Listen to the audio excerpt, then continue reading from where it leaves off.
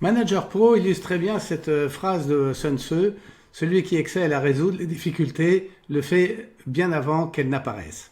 C'est issu de l'art de la guerre, et comme il faut gagner en entreprise par des résultats remarquables, eh bien toute cette première partie des icônes de Manager Pro ont pour but de mettre sous contrôle le résultat pour qu'il soit le meilleur possible. Alors passons-les en revue rapidement. Alors l'entreprise, ici vous avez les règles de fonctionnement du logiciel. Ici vous avez le code couleur des différents secteurs qui vont nous permettre de ventiler les charges. Et ici vous avez bien sûr la date de début d'exercice, ainsi que le nombre de semaines où l'entreprise n'a pas de production. Voilà, et puis ici vous avez, si vous avez plusieurs activités, vous pouvez mettre vos différentes activités afin que Manager Pro puisse en mesurer les différentes rentabilités. Alors une fois que vous avez fait ça, votre expert des TPME aura rempli, parce que ça fait partie du paramétrage, votre balance comptable de votre compte de résultat de l'année précédente. C'est lui qui va pouvoir changer l'affectation des différentes écritures comptables en chiffre d'affaires, en charge de fonctionnement ou en achat pour ce qui est bleu. Voilà, donc c'est lui également qui va, en discutant avec vous, avec le chef d'entreprise, déterminer quels sont les achats qui sont imputables aux différentes activités de l'entreprise. Voilà, comme ça, on va pouvoir mesurer leurs différentes rentabilités. Ceci étant fait,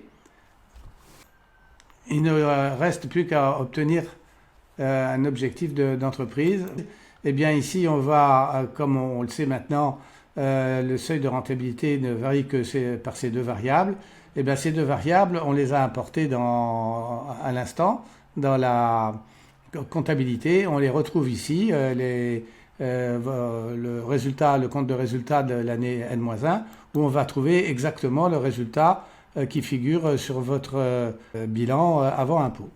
Et ça va nous permettre d'établir les charges de fonctionnement telles que définies par la MSCG, ainsi que la marge brute. Et c'est avec ces deux valeurs, 358 000 et 60,34, qu'on va arrêter le montant estimé en début d'exercice ou en cours d'exercice des montants annuels des charges de fonctionnement de l'entreprise, ainsi que la marge brute. Et une fois qu'on a fait ça, eh bien ça a déterminé, ça vous a calculé votre chiffre d'affaires annuel de rentabilité, parce que vous voyez, si je prends 61, ben, ça le change bien évidemment immédiatement.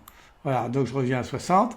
Et puis bien sûr, vous allez déterminer votre objectif de bénéfice, et que vous pouvez comparer à celui que vous avez fait l'an dernier. Vous pouvez être prétentieux, et vous avez raison de l'être, et vous mettre un objectif de bénéfice confortable.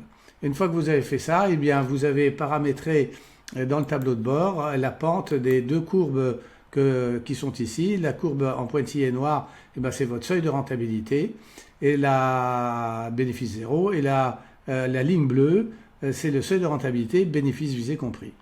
Alors il ne reste plus qu'à projeter sur ces graphiques, sur ce tableau de bord, votre chiffre d'affaires mensuel ou hebdomadaire, comme on va le voir, ainsi que la courbe des commandes. Alors comment ça se fait? Ben, on prend l'icône suivante, ben là vous pouvez remplir votre chiffre d'affaires à la journée, à la semaine ou au mois. Et au mois, ça se fait automatiquement à partir des différentes importations de balance comptable qui se font dans la comptabilité. Voilà. Ici, tous les mois, on va rentrer les balances comptables des produits et des charges dans le tableur, et on va les retrouver dans le chiffre d'affaires ici tous les mois, et c'est automatique, il n'y a pas de ressaisie, c'est votre expert qui s'occupe de tout ça.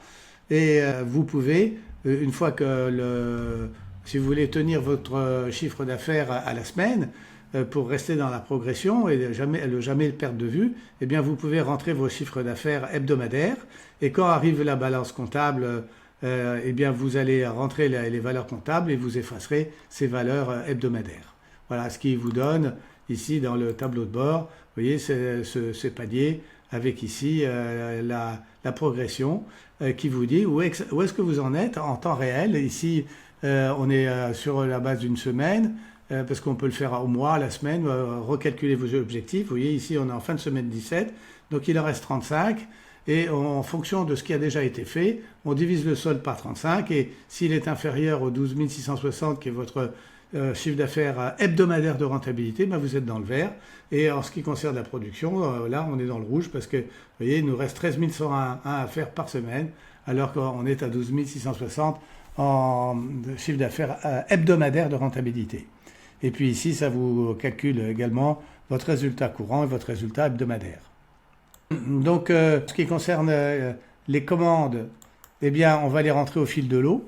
C'est les commerciaux, c'est l'assistante de direction, c'est le chef d'entreprise qui les rentre au fur et à mesure. Alors, bien évidemment, si vous en avez une centaine par semaine, ben, a priori, vous avez quelque part une caisse enregistreuse. Donc, vous pouvez rentrer ça à la semaine et comme ça, on en fait la valeur cumulée. Cette valeur cumulée, eh ben, on la retrouve bien évidemment dans le tableau de bord et selon son importance, l'importance de la pente, où vous voyez ici le carnet de commandes est en train de s'amenuiser et là il est en train de se reconstruire et ça vous donne donc la condition immédiate de l'activité commerciale de l'entreprise pour celles qui prennent des commandes avant de produire, bien évidemment.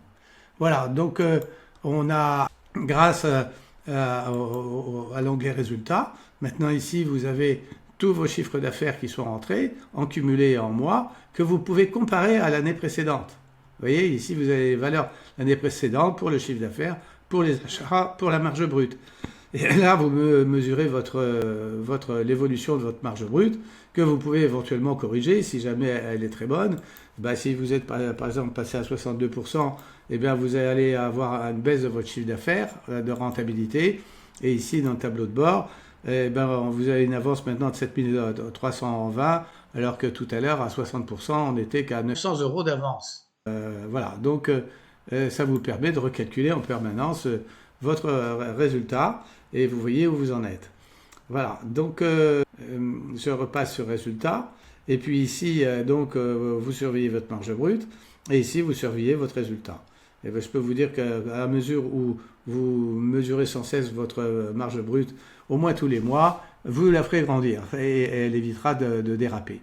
Alors, en ce qui concerne maintenant les charges de fonctionnement, eh bien, c'est le plan de gestion, où dans le plan de gestion, on va retrouver tous les secteurs de l'entreprise dans lesquels les charges ont été ventilées. J'ouvre par exemple le secteur siège. Ici, grâce au paramétrage qu'a fait l'expert des TPE, ça vous n'avez pas à vous en occuper. Et là, vous voyez, vous devez arrêter en début d'année, ça prend à peu près une demi-journée. Hein. Bon, ça dépend bien sûr du nombre d'écritures comptables que vous avez dans votre bilan, mais ça va vous prendre grosso modo 3 heures, voire 6 heures, mais c'est soit une petite demi-journée, soit une grosse demi-journée. Et puis ici, on va retrouver les valeurs de l'année précédente que l'on arrête et à ce moment-là, par défaut, ici dans le budget prévisionnel, on a la valeur de l'année précédente et pour l'arrêter, on la modifie légèrement pour se dire qu'on a bien arrêté une valeur prévisionnelle. Et en fonction de ce qu'on va constater en comptabilité, on va avoir des écarts budgétaires plus ou moins importants et selon les écarts budgétaires, eh bien, on va aller corriger ici le budget actualisé et pour ça, on peut, quand on a un gros écart, par exemple ici, je referme, ici par exemple, on a un gros écart, on a 10, un écart budgétaire, c'est une charge qui est sous-exploitée, si je puis dire. Bah, éventuellement, on peut aller regarder pourquoi, on ouvre la comptabilité, on regarde ce qu'il en est, qu'est-ce qui a été dépensé, pourquoi ça a été dépensé, et en fonction de ça, on peut corriger le budget actualisé à la hausse ou à la baisse. Et en faisant ça, eh bien, vous corrigez en permanence, vous actualisez en permanence votre chiffre d'affaires actuel, votre montant annuel de charges de fonctionnement, que vous pouvez aller à nouveau le 366 461. Vous voyez, vous pouvez aller dans objectif d'entreprise, le corriger et mettre ici, par exemple, 366 000.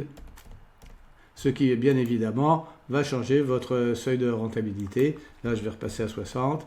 Voilà, pour se retrouver avec le même chiffre que tout à l'heure. Voilà. Donc, eh bien, avec ça, votre résultat est vraiment sous contrôle et les deux variables que sont la marge brute et le montant annuel des charges de fonctionnement sont complètement sous contrôle. Et comme on fait grandir ce sur quoi on met son attention, vous pouvez vous attendre à un bénéfice tout à fait remarquable. Et ça vous aura pris à peu près donc 4 heures pour paramétrer le plan de gestion. Et par mois, ça vous prendra entre 1 à 2 heures grand maximum en fonction du nombre d'écritures comptables que comporte votre activité. Voilà, et bien écoutez, je vous remercie et puis on verra dans une autre vidéo l'aspect managérial et stratégique des autres icônes de Manager Pro.